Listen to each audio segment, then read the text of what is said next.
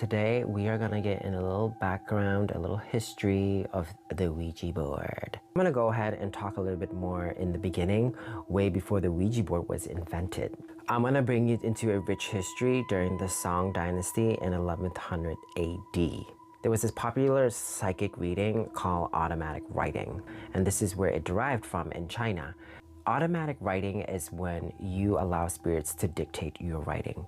It requires a pen and a paper, some sort of writing tool in your hand. And what happened is that you allow spirits to take control over your writing.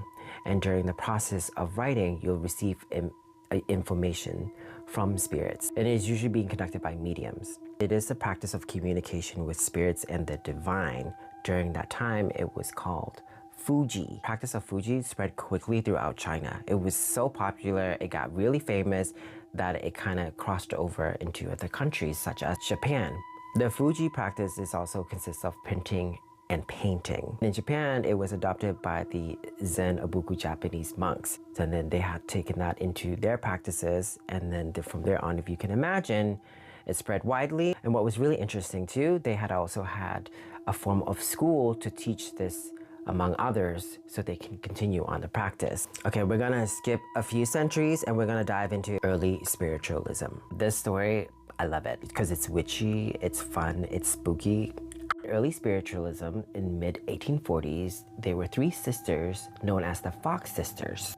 You got Kate, you got Margaret, aka Maggie, and you got Leah. So the Fox sisters had claimed that they were speaking through spirits through rapid tapping or some sort of knocking throughout the homes. And their home was also said to be haunted by someone who was murdered in the house. I didn't really do that enough research to dive into that because it's really not that important.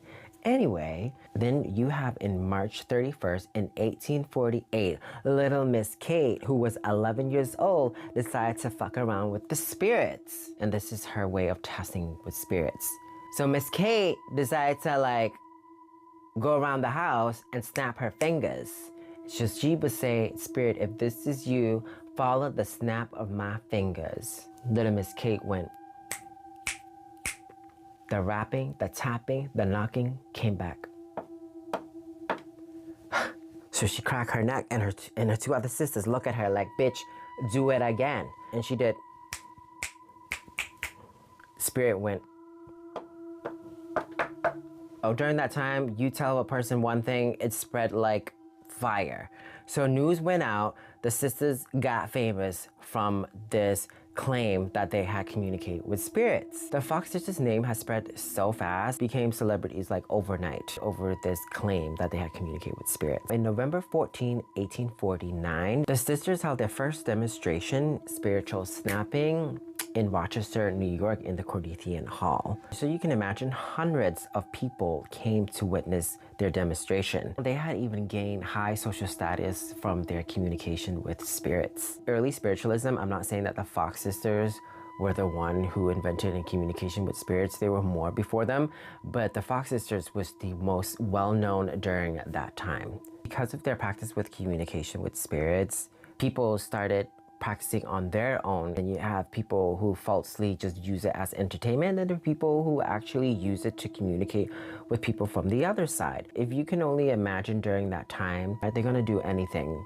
they can to communicate with their loved ones. Now in 1886, there was this new phenomenon that came about, and it was called the talking board. This is the people's way of communicating by creating these type of board that has letters in them. I don't know much about that talking board during that time. I'm pretty sure it also consists of a planchette. And I want to talk a little bit about the planchette.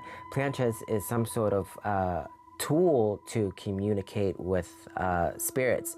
And it is a term that is derived from French. It is called little plank. Going back to early automatic writing, they had used a planchette with a little hole in the front, and they would stick a pencil, and then they would put their hands out onto the planchette, and then the automatic writing would come through this way, which is pretty cool, right? Pretty cool.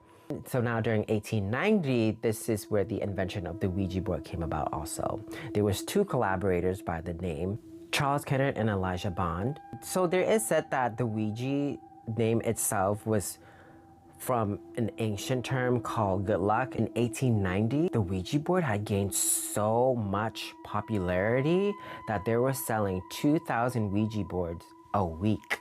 And throughout time, and going back to like the talking board, it was an easier form of way to communicate with spirits. So if you think about it, it took kind of long for the Fox sisters to communicate with spirits to try to understand what spirits are trying to say, because they kind of don't always talk through tapping. What I've learned also by reading out the history, the tapping had also formed into the alphabetical letters. So if you can only imagine if the Fox sisters did like, okay, one tap is for A, okay, two taps is for E, they would always have to go back and forth within the alphabetical letters. That's gonna take forever. This is why the talking board came about, because it made communicating with spirits easier.